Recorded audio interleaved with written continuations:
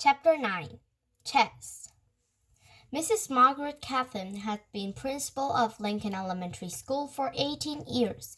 She knew Mr. and Mrs. Allen because they had all served together on the building committee when the old Lincoln School was torn down and the new one was built 6 years ago.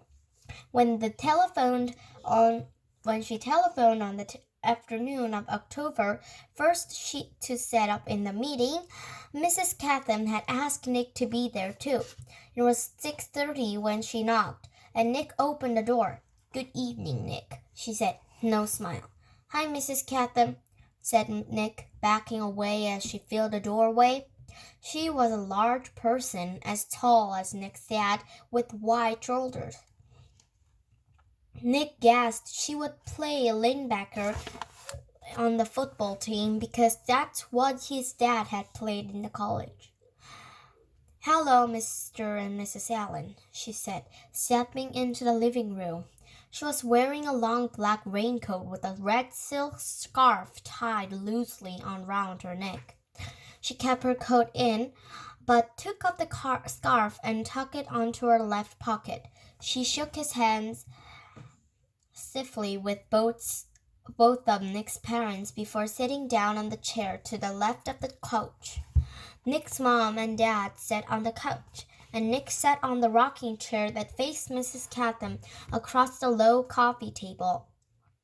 "This is not an easy visit for me. We were having some trouble at school, and it appears that Nick is in the middle of it."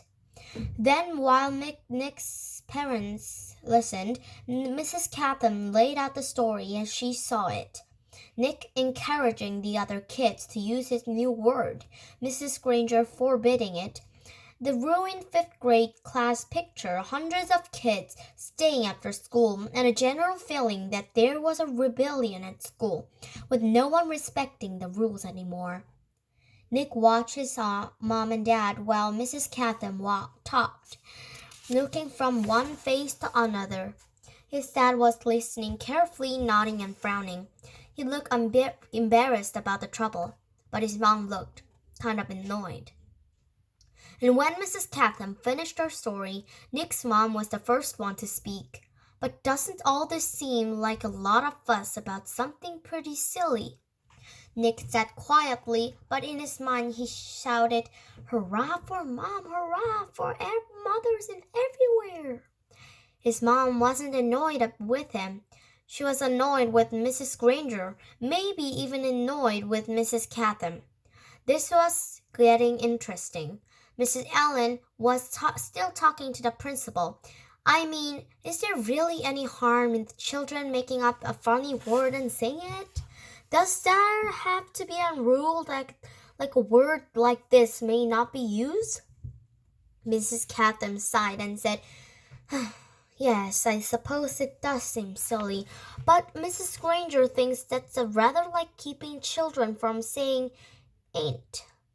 There have to be standards. That's why we have dictionaries, and really the problem isn't so much the word itself. It's a lack of respect for authority." Mr. Allen said, "Mrs. Granger's right about that. There's have to be standards.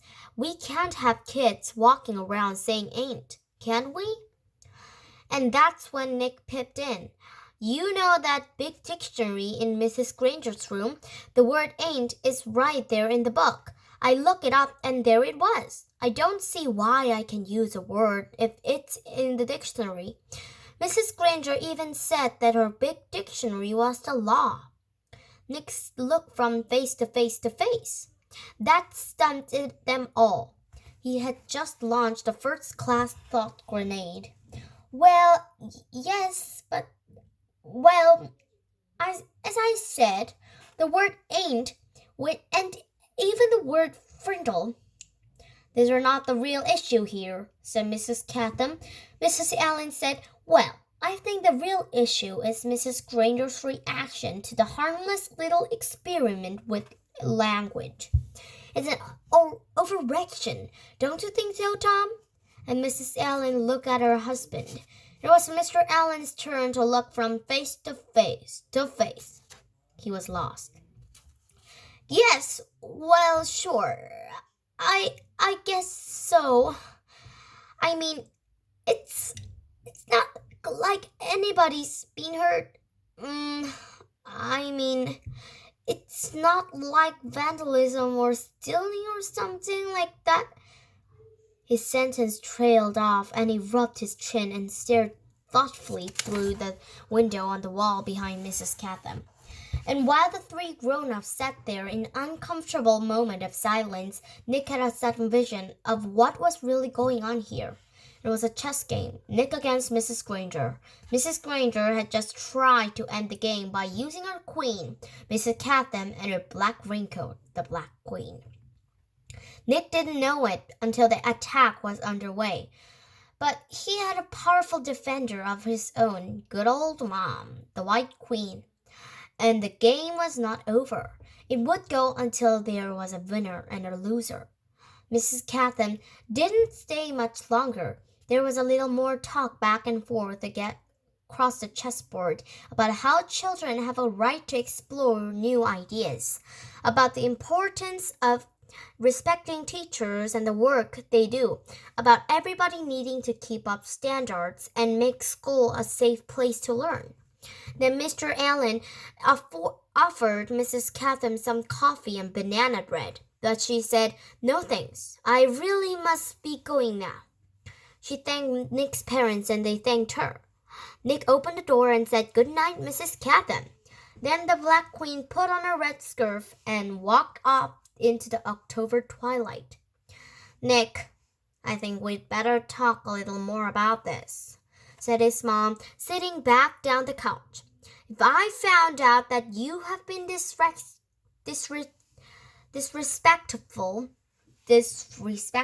to Mrs. Granger or any other teacher at school, then you really will be a big trouble." "I haven't been disrespectful. Disrespectful. Honest. I did get everybody started using my word, but like you said, it's not hurting anybody, and I'm sorry if me and Dave and Pete got everybody to ask Mrs. Granger to borrow a Frindle. That was mean, I guess. But she started it by making kids stay after school and write 100 sentences just for saying my word once. All the kids like to use my word. It's just fun, that's all." "Well," said Nick's dad, if it gets everyone upset and makes the principal come talk to your mother and me, and then it must not be fun for everybody, isn't it? And I think you should just tell all your friends to knock it off right now. I mean tomorrow." Nick shook his head. "I can't, Dad. It won't work. It's a real word now. It used to be just mine, but not anymore. If I knew how to stop it, I think I probably would, but I can't." And Nick looked at both of our faces to see if that idea was sinking in. It was, "Like I said, I won't be disrespectful, but I do like my word. And I guess now we're just going to have to see what happens."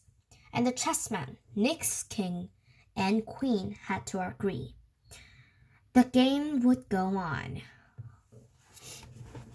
Chapter 10. Freedom of the Press. Judy Morgan was a reporter for the Westville Gazette, the local newspaper. Westville was a quiet little town. There was an occasional burglary. The teenagers got rowdy at once in the while, then there was something shouting at the town council or planning board now and then, but mostly things were calm and orderly in Westfield, and every Thursday the Westville Gazette proved in. Ted Bell sold advertisements for the paper, and he had a daughter in 4th grade in Lincoln Elementary. He told Judy that a bunch of 5th graders were making trouble and were not obeying teachers anymore, and there was something about the secret code word they were all using.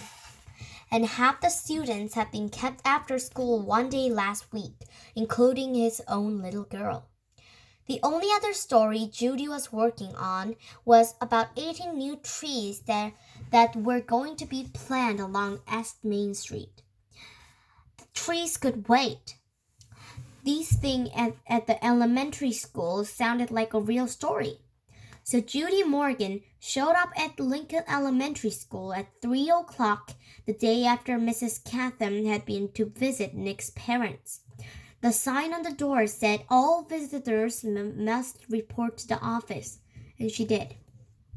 On the bulletin board outside the office, Judy saw Mrs. Granger's notice about the punishment for using the word Frindle. She stepped back to 2 paces, aimed her camera at the notice, and snapped a photo. She read the notice once more and then stepped into the office. Mrs. Freed, the school secretary, looked up and smiled. "May I help you?" "Yes, I'm sure you can. My name is Judy Morgan, and I work for Westfield Gazette. I'd like to know about that poster outside the office, the one about this word Frindle. Who should I talk to?" Mrs. Freed stopped smiling. She was sick and tired of anything to do with that word. For the past week, her phone had been ringing off the hook. If it wasn't parent complaining about the child who had to stay after school, it was someone from the school board trying to get in touch with Mrs. Catherine or Mrs. Granger. Mrs. Freed pursed her lips and narrowed her eyes. She said, "You'll have to speak with the principal. Let me see if Mrs. Catherine is free." She was. There isn't a principal alive who won't find the time to talk to someone from the local newspaper. The reporter was invited into Mrs. Catherine's office. Judy noticed right away that the principal was not comfortable talking about this stuff. When asked about the poster outside the office door, Mrs. Catherine laughed and said, "Oh, it's nothing really. Some kids have been playing a prank, and it was time to put a stop to it." The principal's laugh sounded phony to Judy Morgan. "And did that notice put an end to the prank? I heard that a lot of children were kept after school last week. Would you tell me a little about that? Parents would like to know what's going on." Mrs. Catherine looked like a kid who had been sent to the principal's office. She squirmed a little in her chair and tried to smile. She said, "Well, we do still have a little problem, but it's under control. Mrs. Granger may have overreacted a bit. I don't think the children had really been trying to be disrespectful.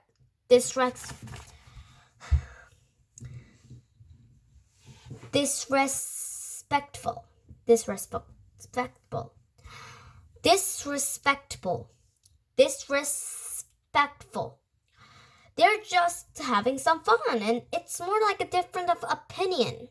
And then Mrs. Catherine went on to tell the reporter that she knew about the word Frindle and how it had become popular among the students. Judy Morgan took careful notes. And when the principal had finished Judy and said, "Would you mind if I ask Mrs. Granger a few questions?" Mrs. Catherine said, "No, not at all." But Judy could tell that the principal wished she would just go away.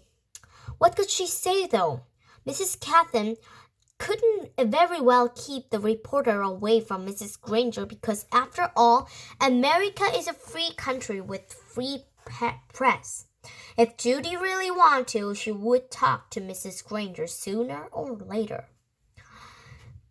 It was sooner. In 3 minutes, Judy Morgan was standing in the doorway of room 12, looking in at Mrs. Granger. There were about 15 children sitting in the desks scattered around the room, busy writing out their 100 sentences. She knocked, and the teacher and students looked up from their work. "I'm Judy Morgan from the Westfield Gazette, Mrs. Granger. May I have the word with you?" Mrs. Granger stood and came out into the hallway and closed the door.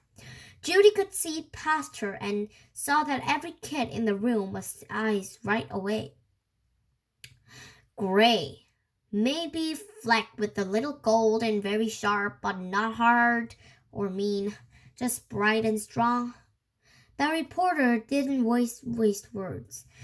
So I hear that you plan to stop the students from using their new wood. How goes the battle?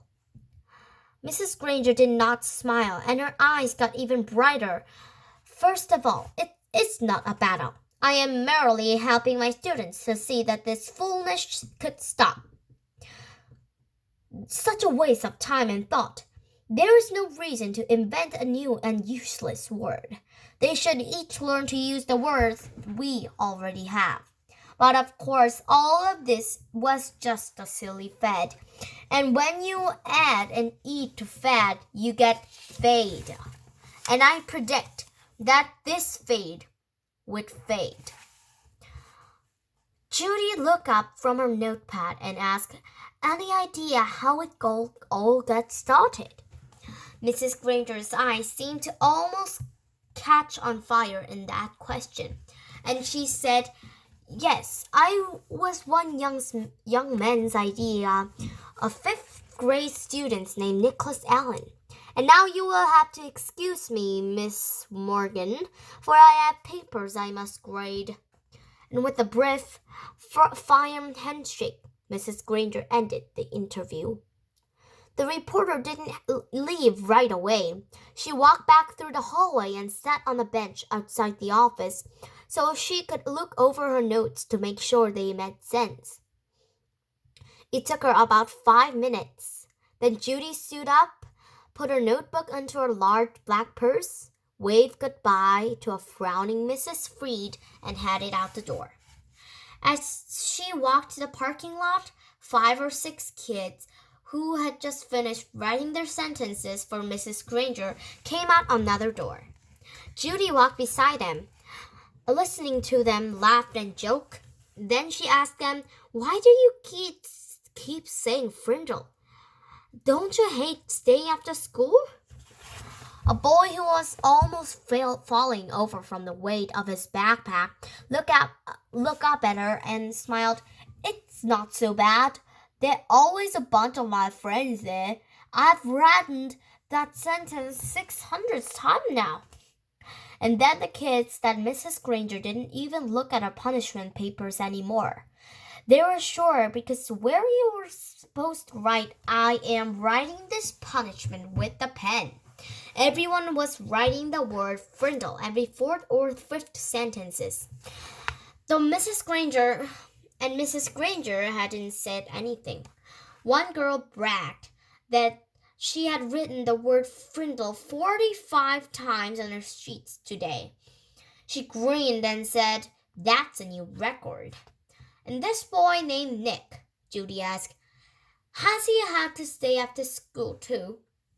The kids giggled, and a tall boy with reddish-brown hair and glasses said, "Mrs. Granger had kept Nick after school so much that everyone thinks she wants to adopt him." The reporter smiled and said, "Do you think I could find Nick and talk to him this afternoon?" The boy looked at Judy for a second and then said, "I don't think Nick would want to talk to you right now. He might say something stupid and get himself in trouble."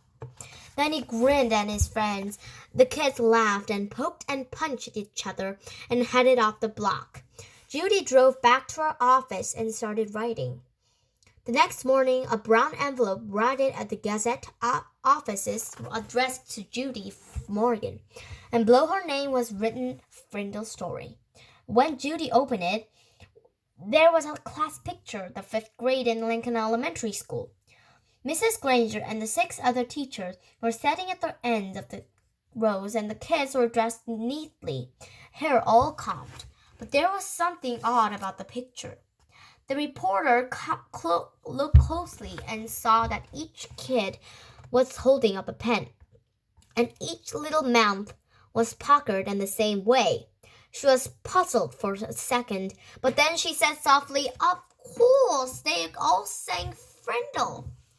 Written on the back of the picture in neat cursive was third row, fifth from left. Judy looked at the picture, and there she saw some grinning red-haired boy with glasses that she had talked to in the school parking lot yesterday. She chuckled and said, "Well, well, well, pleased to meet you, Mr. Nicholas Allen." Chapter 11. Extra, extra. Read all about it. On Thursday morning, the Westville Gazette was delivered to all 102,097 homes and post offices box in Westfield. The story about Lincoln Elementary School was the first item in the front page, and the headline, "Local fifth grader says move over Mr. Webster." It was quite an article, not that Judy Morgan didn't tell the truth. Every statement in the article was completely true. It was a particular way she told the truth that goes things hopping around town. For example, take this sentence about Mrs. Granger. Mrs. Granger, champion of the forces of order and authority, is battling hundreds of young Frindle fighters. Neither side is giving in. Or this bit about Nick. Everyone agrees that Nick Allen masterminded this plot that cleverly raises issues about free speech and academic rules. He is the boy who invented the new word. Or this last sentence in the article, "One thing is sure, the kids in Lincoln Elementary School love their Frindles, and no one seems to be backing up in this war of these words." And of course, the Westville Gazette published the class picture too, and Mrs. Granger and Nick were identified for all the world to see. "What is